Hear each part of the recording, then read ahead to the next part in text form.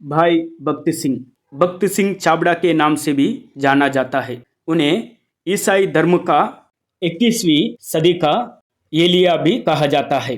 भक्ति सिंह ने 1929 में यीशु के प्रेम और उपस्थिति का अनुभव किया जब वो कनाडा में इंजीनियरिंग के छात्र थे। वह एक ईसाई बन गया। हालांकि उसने पहले बाइबल को पढ़ दिया था और ईसाई धर्म का कड़ा विरोध किया था। वह भारत के पहले इंजिलवादी उपदेशक थे और उन्होंने हेब्रोन संस्थान और मंडलियों का स्थापना की। उन्होंने भारत में एक विश्वव्यापी स्वदेशी संघ स्थापना आंदोलन शुरू किया जो 10,000 से अधिक स्थानीय संघों में विकसित हुआ। भक्त सिंह के माता पिता श्री लाल जवाहर माल और श्रीमती लक्ष्मीबाई जोया गांव में सरगोदा जिला पंजाब 6 जून 1903 में भक्त सिंह को जन्म दिया।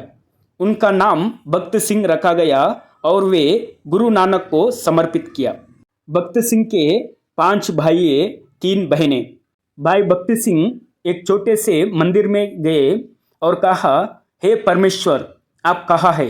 मुझे बताओ कि तुम्हें कैसे ढूंढूं। भक्त सिंह रो रहा था और प्रार्थना कर रहा था, लेकिन परमेश्वर उसे लाखों मील दूर लग रहे थे। भक्त सिंह के मन में जीवित ईश्वर को जानने की गहरी इच्छा थी। उन्होंने पंजाब के एक मिशन स्कूल में 7 साल पढ़ाई की, लेकिन उन्होंने ईसा मसीह के बारे में जानने में कोई दिलचस्पी नहीं दिखाई। स्कूल में पढ़ने वाले कई छात्रों की तरह वह भी ईसाइयों से नफरत करता था और बाइबल का प्रचार करने वालों का मजाक उड़ाता था। इंटरमीडिएट की परीक्षा उत्तीर्ण करने के बाद भक्त सिंह को पवित्र ग्रंथ भेंट दिया गया था। बाइबल का कवर रख दिया क्योंकि यह अच्छा दिख रहा था और बाइबल को फाड़ दिया। पंजाब विश्वविद्यालय से स्नातक करने के बाद 1926 में ऊंचे अभ्यास के लिए इंग्लैंड जाने का इच्छा था। माँ ने उससे कहा, मैं तुम्हें इंग्लैंड जाने में मदद करूंगी, लेकिन मैंने सुना है कि वहां जाने वाले युवा लोग अपना धर्म छोड़ देते हैं। भक्त सिंह ने अपने माता पिता को आश्वासन दिया कि वह धर्म परिवर्तन नहीं करेगा। 1926 में सितंबर के महीने में भक्त सिंह इंग्लैंड आए और मैकेनिकल इंजीनियरिंग अभ्यास शुरू किया। इंग्लैंड में पहले 3 महीने वे अपने धर्म के प्रति बहुत आस्थावान थे। कुछ दिन के बाद अपने लंबे बाल कटवा लिया और दाढ़ी भी कटवा ली है। बाद में नास्तिक बन गया और एक स्वतंत्र व्यक्ति के रूप में सोचने लगे। उसने पश्चिम की सारी आदतें सीख ली। उन्होंने पूरे यूरोप की यात्रा की और सभी प्रकार की मनोरंजक गतिविधियों में भाग लिया। 1928 में 8 अगस्त को भक्त सिंह गर्मी की छुट्टियां बिताने जहाज से कनाडा के लिए रवाना हुए। 11 अगस्त रविवार की सुबह जहाज पर एक नोटिस बोर्ड देखा जिस पर लिखा था, सुबह 10 बजे प्रथम श्रेणी के भोजन कक्ष में ईसाई भक्ति होगी। उस दिन तक वह कभी भी ईसाई भक्ति में शामिल नहीं हुआ था।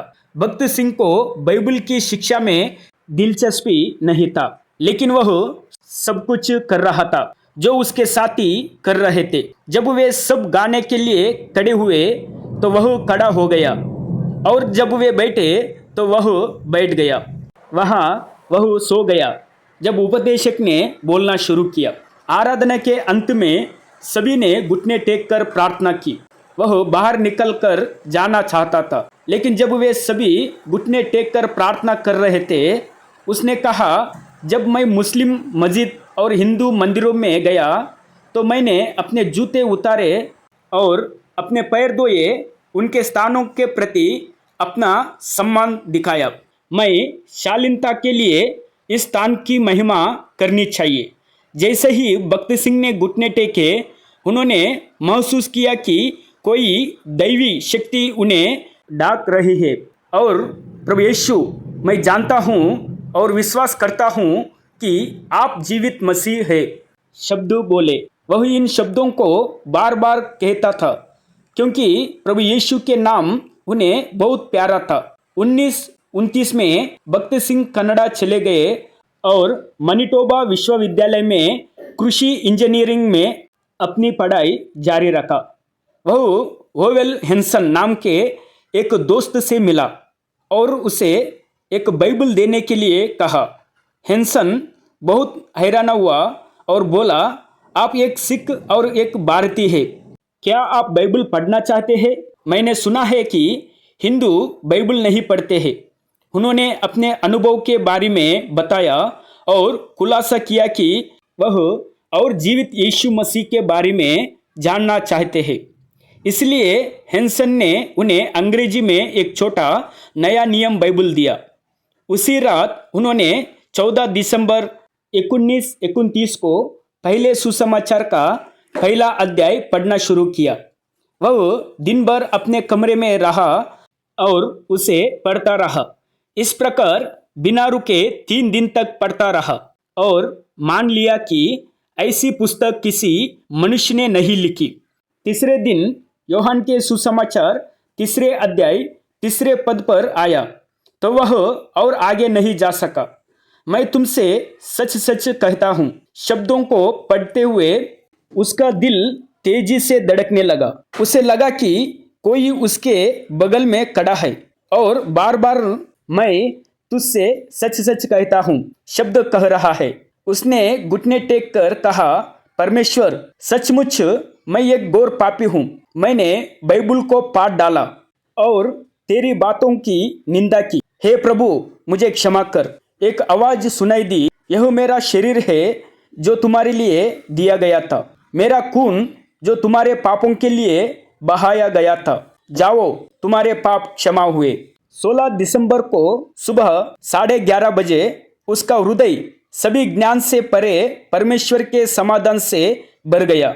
1932 फरवरी के महीने में एक रविवार की सुबह भक्त सिंह बाइबल का अध्ययन कर रहे थे। उस समय यीशु गलील से यरदन के किनारे यूहन्ना से बपतिस्मा लेने आया। प्रभु ने स्पष्ट रूप से कहा कि उसे भी मत्ती 3:13 में वचन के द्वारा बपतिस्मा लेना चाहिए। अगले दिन 4 फरवरी ब्रिटिश कोलंबिया में उनका बपतिस्मा हुआ। भक्त सिंह को पिता पैसे नहीं बेच सके क्योंकि उन पर पंजाब हाई कोर्ट में एक बड़ा केस था। उसने निश्चय किया कि वह किसी मनुष्य के पास सहायता के लिए नहीं जाएगा।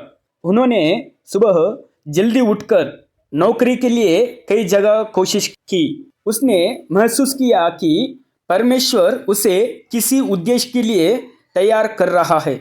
उन दिनों में भक्त सिंह पश्चिम से कृषि और मैकेनिकल इंजीनियरिंग में प्रशिक्षण प्राप्त करने वाले पहले भारतीय थे।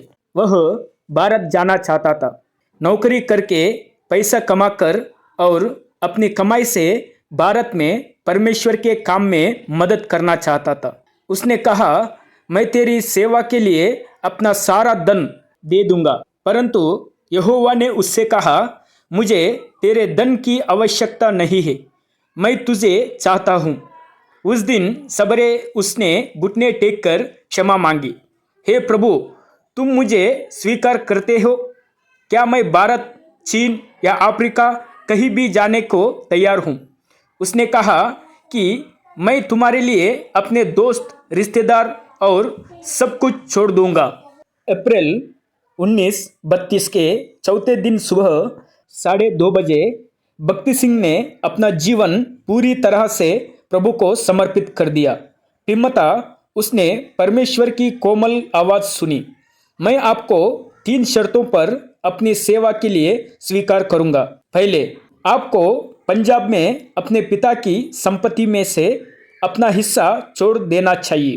किसी भी व्यक्ति को सामग्री या वित्तीय जरूरतों के लिए पत्र या किसी निर्देश द्वारा नहीं बताया जाएगा, केवल मुझे कहना है। दूसरा, जहां मैं तुझे भेजता हूं वहां जाओ, किसी संस्था से ना जुड़े, सबके साथ समान व्यवहार करे। तीसरा, अपनी खुद की योजना ना बनाए, मुझे हर दिन आपका मार्गदर्शन करने की अनुमति दे। भाई भक्त सिंह, प्रभु मैं सहमत हूँ, उसने जवाब दिया। भाई भक्त सिंह ने कुछ महीने के बाद अपने मन परिवर्तन के बारे में अपने पिता को लिखा। पिता को विश्वास था कि उनका बेटा सच्ची स्वीकारोक्ति से नहीं बदलेगा, इसलिए उन्होंने अपने बेटे को लिखा कि उनके बदलने पर कोई आपत्ति नहीं है। भक्त सिंह 1933 6 अप्रैल को कनाडा से रवाना हुआ और मुंबई पहुंचा। उनके माता पिता ने उन्हें हर्षित के साथ आमंत्रित किया। पिता खुशी से अपने बेटे से मिल गया। आपकी उम्र यह तय करने की है कि किस धर्म का पालन करना है। मुझे कोई आपत्ति नहीं है क्योंकि आप एक ईसाई हैं, लेकिन आपको प्रभु यीशु में अपने विश्वास को गुप्त रखना चाहिए। आप घर में सबसे बड़े बेटे हैं, बाकी आपसे छोटे हैं। अच्छा काम करो और अपने छोटे भाइयों और बहनों को पढ़ाने में मदद करो। सिख, हिंदू और गैर ईसाई महसूस करते हैं कि उनके परिवार के सदस्यों में से एक का ईसाई बनना परिवार के सम्मान का अपमान है। अंतिम प्रयास के रूप में पिता ने अपनी पगड़ी उतार दी, बेटे के पैरों पर रखा और उससे अपना मन बदलने के लिए विनती की। भक्त सिंह ने कहा, मैं प्रभु यीशु के बावजूद नहीं जी सकता। क्या कोई अपनी नाक बंद करके जी सकता है? प्रभु यीशु मेरी सांस है। मैंने अपना पूरा जीवन उसकी सेवा में दे दिया है। फिर वे उसे वही छोड़कर ट्रेन में चले गए। जब ट्रेन चल रही थी, भाई भक्त सिंह अपने आंसू पोंछते हुए ट्रेन के गायब होने तक प्लेटफॉर्म पर खड़े रहे। उसने परमेश्वर के वचन को याद किया, भले ही मेरे माता पिता मुझे छोड़ दे, यहोवा मुझे साथ लाएगा। और साहस किया। ईश्वर की कृपा से उसके 5 छोटे भाइयों और 3 बहनों ने अपनी पढ़ाई पूरी कर ली और उन्हें अच्छी नौकरी मिल गई है। एक छोटे भाई श्री चंद छाबड़ा दिल्ली नगर पालिका समिति के अध्यक्ष थे और उन्होंने भारत में सराहनीय समाज सेवा की और उन्हें पद्मश्री की उपाधि से भी नवाजा गया। भक्त सिंह के पास रहने के लिए घर नहीं है, हाथ में पैसा नहीं, माता पिता भी अलग हो गए हैं। भाई भक्त सिंह एक मिशनरी से मिले। उनकी मदद से भक्त सिंह को मुंबई बाईकुला में रॉबिन्सन मेमोरियल चर्च में आवास मिला। इस मिशनरी सहायता के माध्यम से परमेश्वर पंजाब में सियालकोट सभाओं के लिए दरवाजा खोल दिया। भाई भक्त सिंह ने कराची में सड़कों की सफाई करने वालों के बीच काम करना शुरू किया। उनमें से कई लोग उद्धार पाए। उनके बीच सुबह 4 बजे भक्त सिंह बाइबल पढ़ने और प्रार्थना सभाएं शुरू किए। उन्हें सुबह 4 बजे झाड़ू लगाने जाना चाहिए, तो वे अपनी टोकरियां और झाड़ू के साथ आए और घुटने टेक कर पंजाबी गाने गाए। उनकी मदद से भाई भक्त सिंह ने कराची के विभिन्न हिस्सों में दिन में 2 बार प्रचार करना शुरू किया। भाई भक्त सिंह एक दिन अपने पिता के घर गए। उसके दोस्त और रिश्तेदार उससे मिलने आए और सुबह से शाम तक उसके खिलाफ बोलते रहे, लेकिन भक्त सिंह चुप रहा। क्या आपका धर्म आपको अपने माता पिता की अवज्ञा करने के लिए कहता है, जिन्होंने आपकी शिक्षा पर 25,000 रुपये खर्च किए हैं? ईसाई बनने से पहले क्या आपको अपने माता पिता की अनुमति मिली थी? अपने पिता को देखो जिनका हृदय खिन्न है, क्या आप इसे प्यार कहते हैं? पूछा गया था। 1945 में दिसंबर के महीने में भक्त सिंह को अपने पिता को स्वयं बपतिस्मा देने का सौभाग्य प्राप्त हुआ। उसने मुस्कुराते हुए अपने पिता को भाई कहा और भक्त सिंह के लिए वह दिन सबसे खुशी का दिन था। 1933 कराची। भक्त सिंह और उनके सहयोगी सड़कों पर सुसमाचार का प्रचार करने और पैम्पलेट बांटने गए। एक दिन भक्त सिंह ने लेखराज नाम के एक व्यक्ति को पैम्पलेट दिया और उसने उसे चुनौती दी कि मुझे पूरे कराची में एक अच्छा ईसाई दिखाओ और मैं आज ईसाई बन जाऊंगा। कितना बड़ी चुनौती है। उस वक्त कराची में 18,000 से भी ज़्यादा ईसाई थे। इनमें से 5,000 प्रोटेस्टेंट, 13,000 कैथलिक है। सांसारिक लोगों से भरे इस शहर में एक सच्चा ईसाई कैसे दिखाया जा सकता है? लेकिन ये भक्त सिंह को प्रार्थना का एक बड़ा बोझ दिया गया। हर बुधवार को वह समुद्र तट पर उपवास और प्रार्थना करता था। हे परमेश्वर, इस आदमी ने मुझे इस तरह चुनौती दी, कृपया मुझे उत्तर दे। इस तरह उन्होंने अपने सहकर्मियों के साथ मिलकर 2 या 3 साल तक प्रार्थना की। भाई भक्त सिंह ने किसी संस्था में शामिल हुए बिना एक स्वैच्छिक प्रचार के रूप में सेवा किया। यहोवा ने अद्भुत रीति से उसकी अगुवाई की और कई आत्माओं को बचाया गया। 1936 जनवरी भक्त सिंह 32 वर्ष की आयु में उन्हें पंजाब के पठानकोट नामक स्थान पर छोटी सभाएं करने के लिए आमंत्रित किया गया था। जब भाई भक्त सिंह वहां पहुंचे तो स्थानीय पादरी सोहनलाल जोसेफ ने उन्हें आमंत्रित किया। बहुतों को वचन सुनने में जरा भी दिलचस्पी नहीं थी। इसके अलावा बैठक चल रही थी।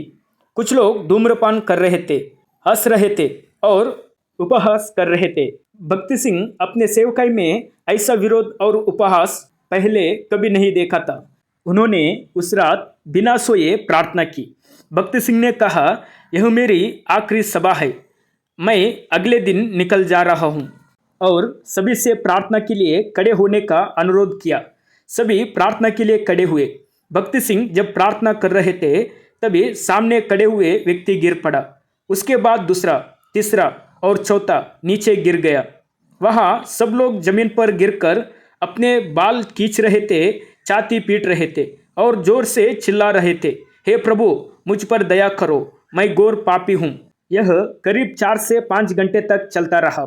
1941 12 जुलाई को यहोवा उन्हें सभा के लिए बड़ा स्थल दिया और उसका नाम यहोवा शम्मा रखा, जिस जगह का 145 रुपये हर महीने किराए के रूप में दे रहे थे। यह उस समय बड़ी रकम हुआ करती थी। भक्त सिंह ने पैसे के लिए कभी कोई बयाना नहीं दिया। भक्त सिंह उनके सहयोगी केवल परमेश्वर पर निर्भर थे। उन्होंने हग्गाई 2:8 में यहोवा की प्रतिज्ञा पर विश्वास किया। प्रभु ने आश्चर्यजनक तरीका से उनकी सारी जरूरतों को पूरा किया। जहाज पर काम करने वाली एक बहन चेन्नई से सिंगापुर जाते समय तूफान में फंस गई।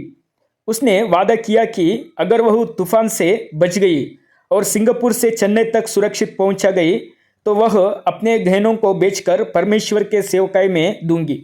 जब परमेश्वर ने उसे बचाया तो परमेश्वर ने उस स्त्री को वचन याद किया और इसे भक्त सिंह को दे दो। उन्होंने भक्त सिंह का स्थल ढूंढा और उन्हें रुपयों से भरा हुआ लिफाफा दिया और भक्त सिंह ने प्रार्थना की। उसके जाने के बाद उसने खोला और उसमें 1500 रुपये पाए, जो उन दिनों में बहुत बड़ी रकम थी। एक विशेष सभा के लिए हॉल किराए पर लेने के लिए 335 रुपये की आवश्यकता थी। उन्होंने बिना किसी को निर्देश दिए प्रार्थना की। 3 दिन बाद भक्त सिंह ने एक पत्र के साथ 335 का मनी ऑर्डर मिला। उस पत्र में मेरी छोटी बेटी गंभीर बीमारी के कारण 2 सप्ताह से बेहोश थी। जैसे ही उसे होश आया और आंखें खुली, पिताजी, भक्त सिंह को कुछ पैसे भेज दो। मैंने कहा, बेटी, हमारे पास कोई पैसा नहीं है। फिर उसने अपने गले से सोने की चेन उतारी, इसे बेचकर भक्त सिंह को भेज दो। मैं वह सोने की चेन बेचकर और तुम्हें पैसे भेज रहा हूँ, उन्होंने लिखा। समर्पित सेवकों और आध्यात्मिक भाइयों ने भक्त सिंह सेवकाई में मदद की। सब भाई बहन कहलाते हैं। वचन के खिलाफ रेवरेंड बिशप की कोई उपाधि नहीं है। मंडलियों में सभी जमीन पर बैठते हैं और प्रार्थना करते समय घुटने टेकते हैं। सभी विश्वासी सुसमाचार प्रचार में सक्रिय रूप से शामिल है। प्रभु ने भाई भक्त सिंह को पवित्र सामुदायिक सभा आयोजित करने के लिए प्रेरित किया ताकि विभिन्न क्षेत्र में बिखरे हुए विश्वासियों की संगति हो सके। पवित्र समाज की पहली बैठक 1942 में हुई थी। 6 दिसंबर से 2 जनवरी तक आयोजित किया गया था। 1000 से अधिक लोगों ने भाग लिया। हैदराबाद में हेब्रोन की तरह अहमदाबाद, चेन्नई, कगड़पुर और कालिम्पोंग में पवित्र सामुदायिक सभाएं आयोजित की गई। पवित्र सामुदायिक समारोह में भोजन की सुविधा मुफ्त प्रदान की जाती थी। सैकड़ों लोगों को बचाया गया। विश्वासों को प्रोत्साहन मिलता था। परमेश्वर ने भाई भक्ति सिंह से कहा, इस जगह को खरीद ले। तब भक्ति सिंह ने उस जगह को खरीदा और इसका नाम हेब्रोन रखा। हर रविवार को बड़ी संख्या में लोग वहां आराधना में शामिल होते थे। हेब्रोन हैदराबाद में गोलकोंडा क्रॉस रोड पर है। हेब्रोन एक अंतर्राष्ट्रीय राजधानी बन गया। भारत से प्रभु यीशु भक्ति सिंह को यूरोप, ऑस्ट्रेलिया, अफ्रीका और अमेरिका के कई स्थानों पर ले गए। जब भाई भक्ति सिंह अमेरिका गया तो डॉक्टर बिली ग्रहम से मिला। भाई भक्ति सिंह लगभग 60 वर्षों तक निष्ठापूर्वक प्रभु की सेवा की। भक्ति सिंह एक छोटे से कमरे में रहा करता था। वह हर समय अपने घुटनों पर बैठकर वचन पढ़ने और दुनिया के लिए प्रार्थना करने में समय बिताया। 1985 से भक्ति सिंह के स्वास्थ्य बिगड़ गया और वे पिछले 5 वर्षों से बिस्तर पर पड़े थे। अपने जीवन के अंतिम वर्षों में वे पार्किंसंस रोग और वृद्धावस्था की अन्य दुर्बलताओं से पीड़ित थे। अपनी सारी बीमारी में भी जब वो तक उसकी आवाज़ में शक्ति थी, तब तक उसने परमेश्वर की महिमा करने और वचन का प्रचार करना बंद नहीं किया। 2000 साल 17 सितंबर को भक्ति सिंह का 98 वर्ष में निदान हो गया। उस सुबह हैदराबाद में भूकंप आया था। भक्ति सिंह का रविवार को निदान हो गया। अंतिम संस्कार शुक्रवार को किया गया। उन 5 दिनों में लगभग 6 लाख लोग हेब्रोन आए और उन्हें अपना सम्मान दिया। भाई भक्ति सिंह के अंतिम यात्रा एक दिव्य विशेषता है। ऐसा लग रहा था मानो स्वर्ग उतर आया और धरती पर कोई नई घटना घट रही हो। यह घोषणा की गई कि उनका ताबूत सुबह 11 बजे हेब्रोन से निकला जाएगा और दोपहर 2 बजे नारायणगुड़ा ईसाई कब्रिस्तान में दफनाया जाएगा।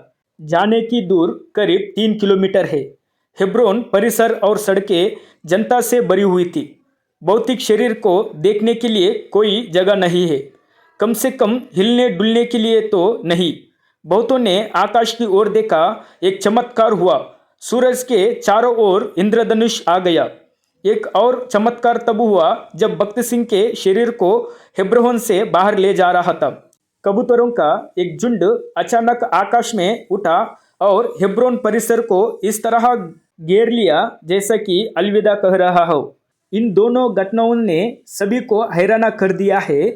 शायद प्रभु ने हमें याद दिलाया कि यहोवा के भक्तों की मृत्यु उसकी दृष्टि में अनमोल है। भजन संहिता 116 15वां वचन में कहा था। 2 लाख से ज्यादा लोग ताबूत के पीछे पीछे गए। ताबूत के साथ जुलूस में आने वाली भीड़ और उसके चारों ओर बने रंगों के इंद्रधनुष के साथ ऐसा लग रहा था जैसे सूरज भी प्यारा से उसका पीछा कर रहा हो।